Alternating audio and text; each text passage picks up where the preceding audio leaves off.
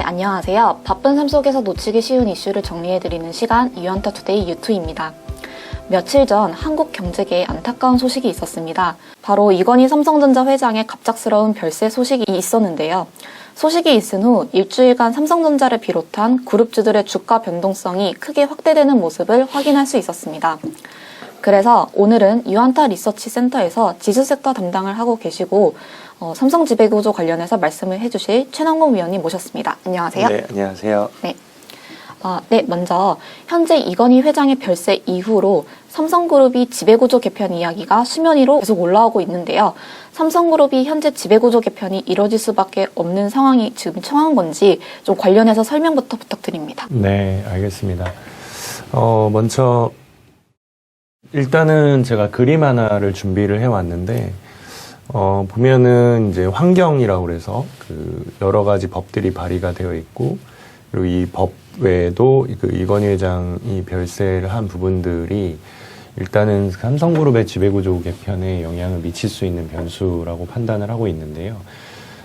제 생각으로는 이 법과 그리고 이건희 회장님의 별세는 좀 별건으로 봐야 되지 않을까 싶습니다. 왜냐하면 여기에 나와 있는 보모법이라든지 공정경제 3법에 대한 부분들은 실제로 그룹의 지분이 이동을 해야만 하는 그런 요건으로 이게 작용을 할 거기 때문에 이런 어떤 지분이 이동하는 과정에서 막대한 비용이 수반이 되거든요. 그래서 그 비용을 어떻게 해결할 것이냐. 그래서 이 지분이 뭐 삼성물산으로 넘어갈 것이냐, 삼성전자로 넘어갈 것이냐, 아니면 외부로 매각이 될 것이냐, 뭐 이런 부분들하고 다 연계가 되어 있다 보니까 그런 부분들을 법의 테두리를 넘어가지 않는 정도 수준에서 그 법을 준수하면서 지배구조 개편을 하기 위해서는 뭐 여러 가지 좀 사전적인 작업이 필요하거든요. 그래서 그런 맥락으로 만약에 삼성그룹을 접근한다면 지배구조 개편이 있을 수 있다라고 판단을 할 수 있는데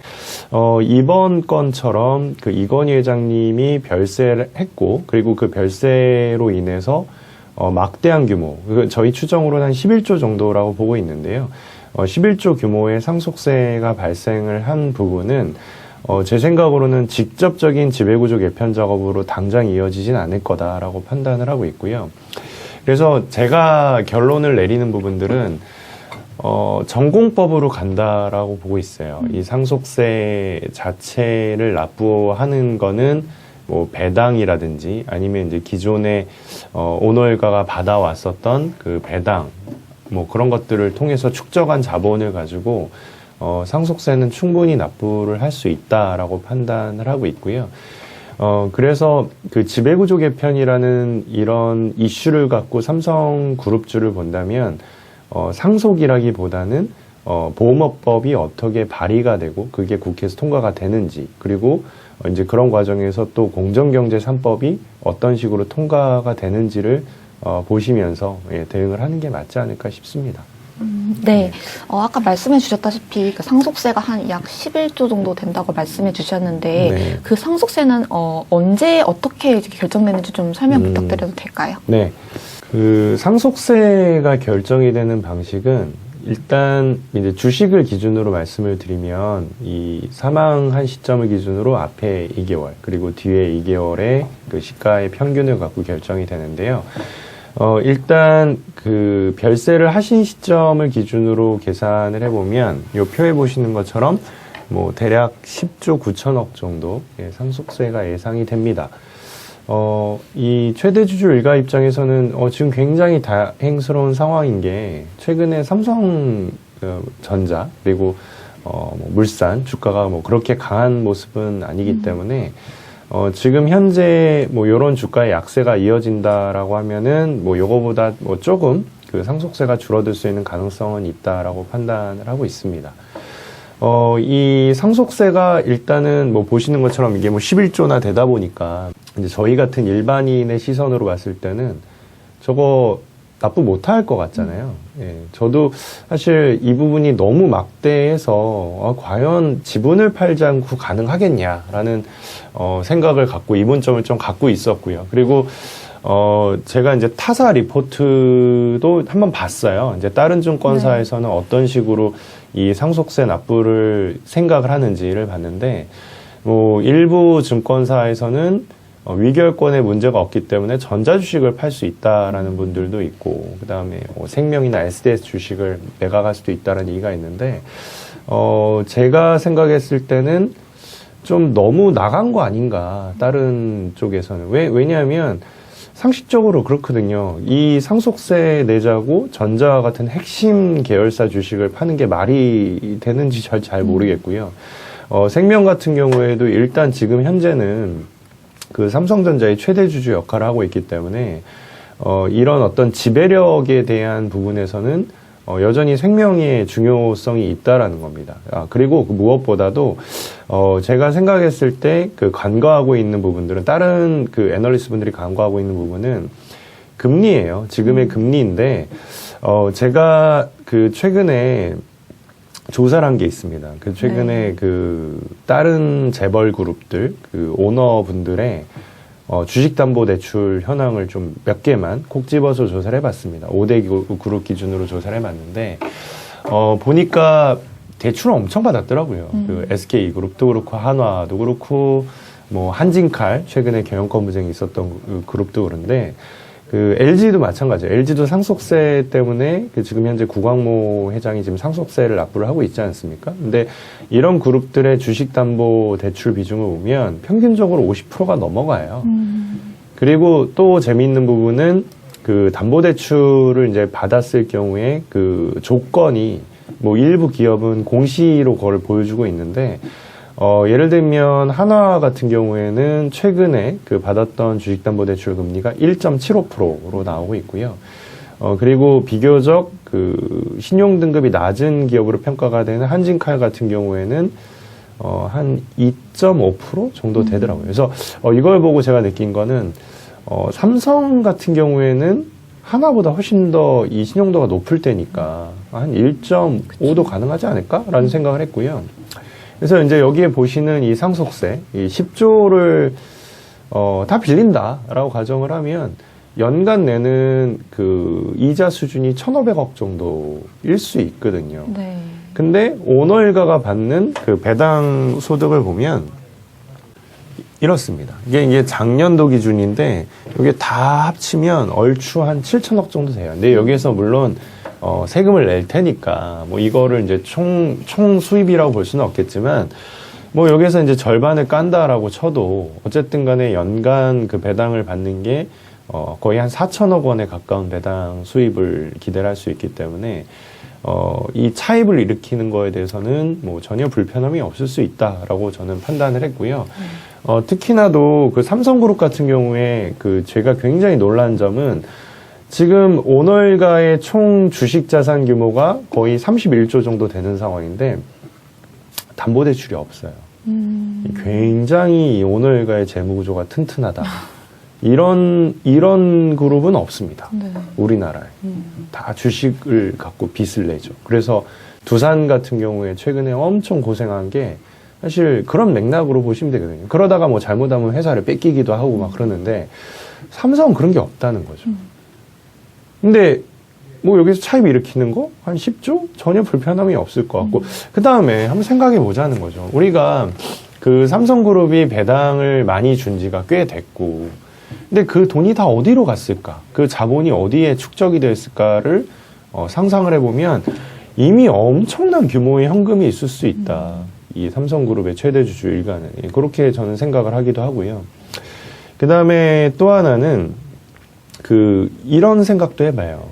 2014년이었나요? 이건희 회장님이 쓰러지신 게 맞죠? 네, 맞습니다. 네, 근데 회장님이 쓰러지시고 나서 어쨌든 이 그룹은 2020년 현재까지 한 6년의 시간 동안 어떤 식으로 이렇게 상속에 대한 대응을 할 것인가에 대해서 엄청나게 많은 준비를 했을 거라고 판단을 해요. 근데 2014년하고 지금 달라진 거는 딱 두 가지가 있어요. 하나는 그때보다 금리가 어마어마하게 내려갔다. 그 다음에 또 하나는 그 당시에 삼성그룹의 배당과 지금은 또 어마어마한 차이를 보여주고 있다. 그래서 이 두 가지 변수를 조합을 해보면 삼성그룹은 이미 그 배당과 그 다음에 일부의 차입을 통해서 이런 상속세는 충분히 대응을 할 수 있는 그런 준비가 되어 있다라고 저는 생각합니다. 사실 제가 굉장히 길게 이 상속세를 어떻게 납부할 것인가에 대해 말씀을 드렸는데 이 얘기를 딱 듣고 나면 이렇게 오히려 반문하실 수 있어요. 근데 왜 우리가 이 상속세 납부하는 거 알아야 되지? 이 오너 일가에 대해서 왜 우리가 삼성그룹 이재용 그 최대주주 일가에 대한 걱정을 해야 되지?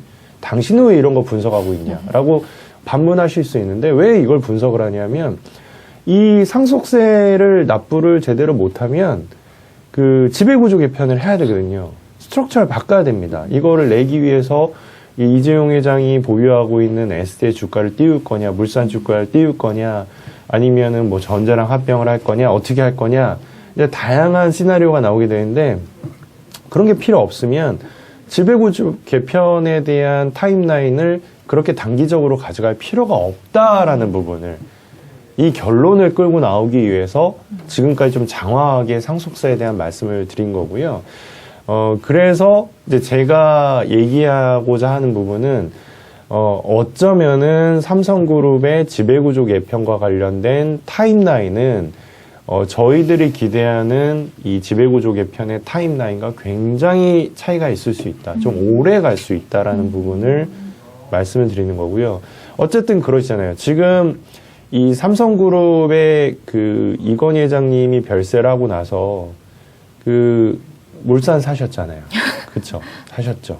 그리고 SDS 사신 분도 있습니다. 제 주변에 많아요. 그날 아침에 매수 버튼 눌렀다고 하더라고요. 생명도 사시고 전자도 사셨어요. 근데 그렇게 이제 매수를 하셨을 때는 뭔가 나오겠지라는 그 기대감을 갖고 매수를 하셨을 텐데, 만약에 연말까지 아무것도 안 나왔어요. 그리고 1Q에도 안 나오고 2Q에도 안 나오고 하면 좀 지치실 수 있잖아요.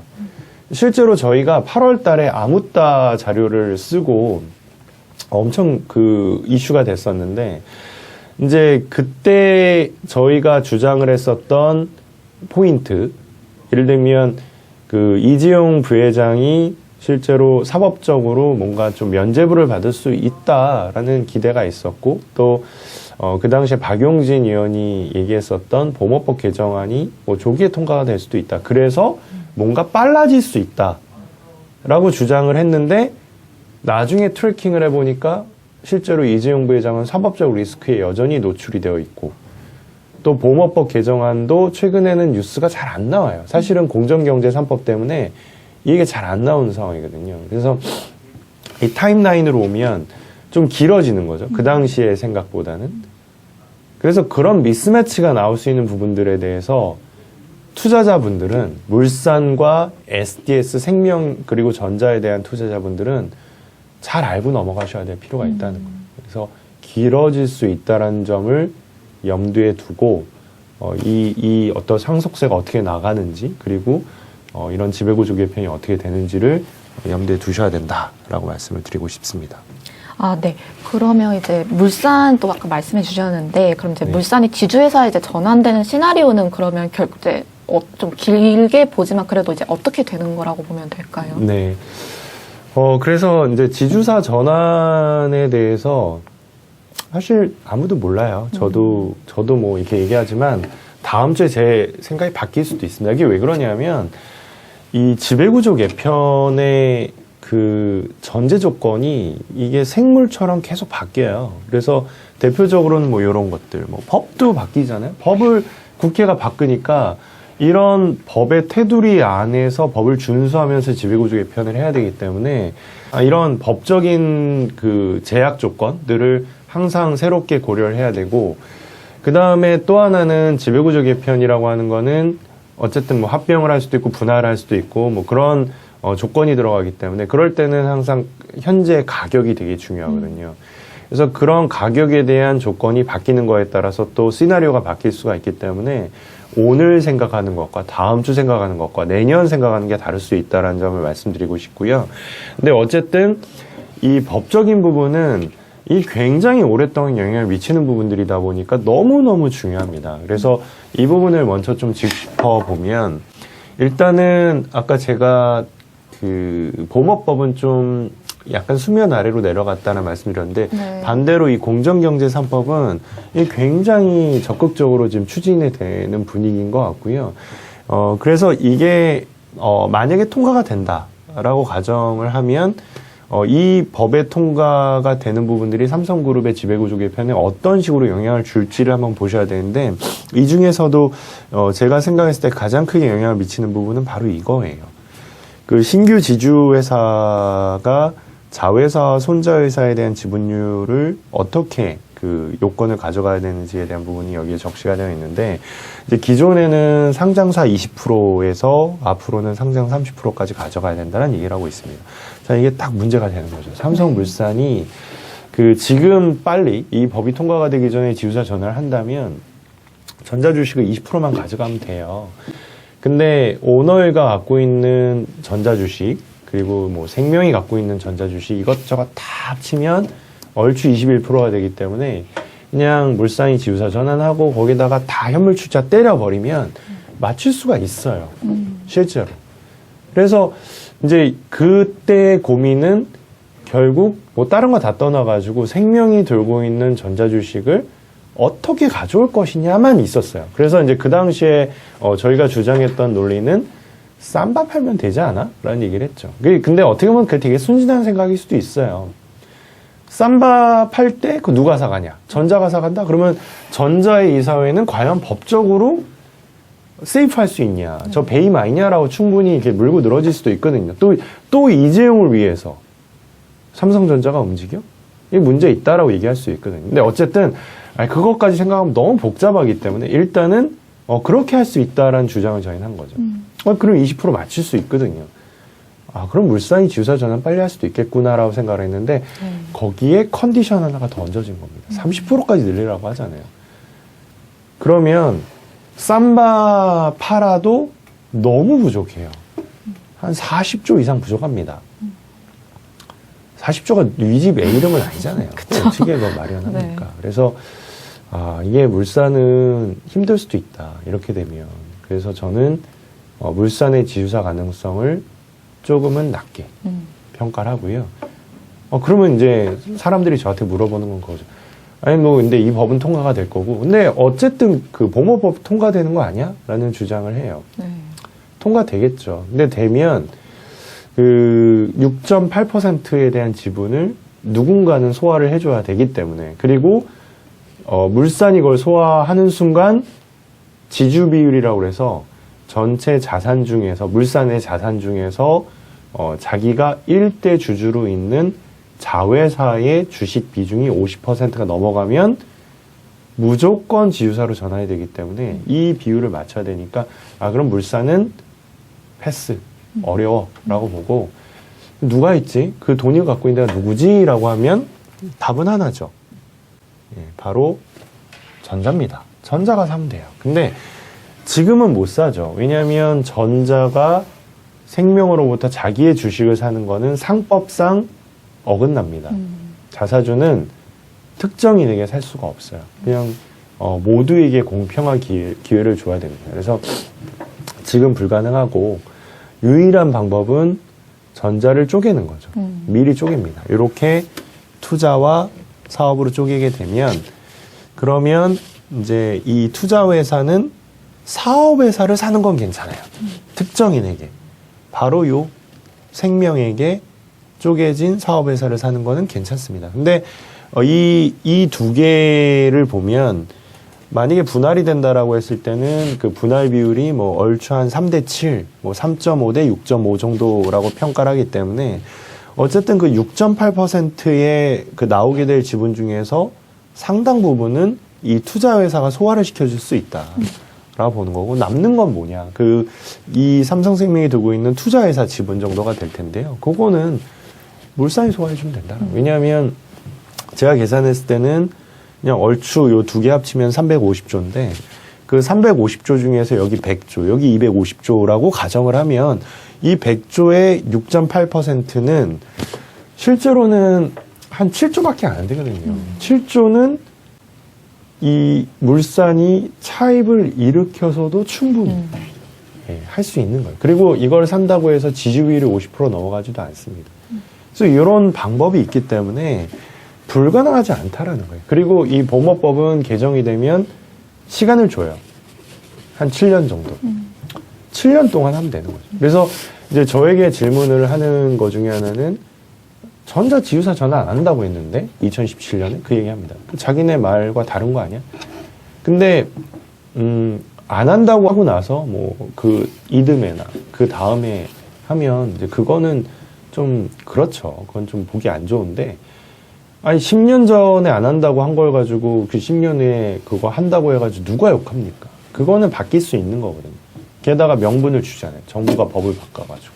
그래서 바뀔 수 있다. 모든 건 다 바뀔 수 있다라는 점을 말씀을 드리고 싶고 또 일부 증권사에서는 이런 얘기를 해요. 그냥 이거 이제 보호법과는 좀 별개인데요. 그 지배구조 개편에서 이 생명이 이제 들고 있는 이 전자주식이 항상 문제가 되고 그게 위결권에 문제를 주기 때문에 이 생명이 일대주주가 안 되면 된다라는 얘기를 또 하시는 분들도 있거든요. 근데 그 일대주주가 안 되면 결국 그 지분을 팔아야죠. 이 8.5% 중에 이제 지분을 파는데 그러려면 일대주 누가 이렇게 넘기는 가장 좋은 방법은 물산에게 넘기는 방법이 있습니다. 그래서 그런 부분들을 또 주장하는 그 이제 애널리스트 분들도 있는데, 저는 그게 사실 좀 되게 난센스라는 그 판단이 드는 게, 아니, 그것과 별개로 어쨌든 보호법 개정이 되면 생명은 전자주식을 많이 팔아야 되거든요. 그러니까 그거는 누군가 떠 안아야 되고 물산이 떠 안기에는 너무 힘들다. 네, 버겁다. 그리고 지휘사 전환하기도 너무 많은 비용이 들어간다. 그래서 저는 여전히 그 전자가 이런 부분에 대한 핵심 역할을 해줄 거라고 판단을 해요. 자, 그러면 이제 종합을 좀 해보겠습니다. 제가 되게 장황하게 말씀을 드렸는데, 제가 이제 말씀드린 논리의 핵심은 결국은 그 지배구조 개편은 굉장히 오랜 시간에 걸쳐서 진행이 될 가능성이 있다라고 판단을 한 거고요. 그 다음에 당장 투자자들이 볼 수 있는 투자 포인트는 배당이다. 상속세를 납부를 해야 되니까. 그래서 배당의 핵심은 전자다. 그래서 지금 오너일가가 그 배당을 많이 받는 데가 결국은 전자이기 때문에 전자인데 단 어제 삼성전자 실적 발표에서도 보여준 건 뭐냐면 지금 당장은 상속세 산정 기간이기 때문에 일단은 배당을 늘린다라는 얘기를 안 하죠. 그래서 이번에 얘기가 없었습니다만은 내년에 뭐 얘기하겠다고 하죠. 그러니까 노골적으로 배당 내년에 좀 올려줄 테니까 지금은 그냥 좀 가만히 있읍시다라는 얘기를 하는 것 같아요. 그래서 투자자분들은 뭐 지금 전자가 빠진다라고 해가지고 그걸 아쉬워할 게 아니라 내년에 배당이 되게 많이 늘어날 수도 있겠다라는 포인트로 잡고 이렇게 주가가 빠질 때 한 2달 동안 그 삼성전자 주식을 조금씩 채워나가는 그런 대응이 맞지 않을까라 보고 있고요. 물론 지금 그렇죠. 그 삼성전자 주주분들은 어쩔 수 없이 이재용 부회장을 엄청 사랑하시잖아요. 그분이 고통받는 거 원하시 않으시죠. 그래서 삼성전자 주식 여기서 10% 올라가면 상속세가 많이 늘어나요. 그러니까 천천히 분할 매수를 하십시오. 같이 먹고 살아야죠. 그래서 어쨌든 결론적으로는 저는 전자가 좋아 보인다라고 결론 내리고 있습니다. 네. 오늘 정말 말씀을 잘 해주셔서 오늘 삼성그룹 지배구조 관련해서 이제 향후 어떻게 그림이 그려질지에 대해서 잘 알아보는 시간을 가질 수 있었던 것 같습니다. 그리고 이제 앞서 말씀드린 여러 법들의 이제 개정 및 통과 여부가 이제 주요 이벤트가 될 것으로 보여지고요. 네, 그러면 오늘은 유튜는 이것으로 마치도록 하겠습니다. 우리 모두 부자가 되는 그날까지 유튜는 함께 하겠습니다. 감사합니다. 네, 감사합니다. 감사합니다.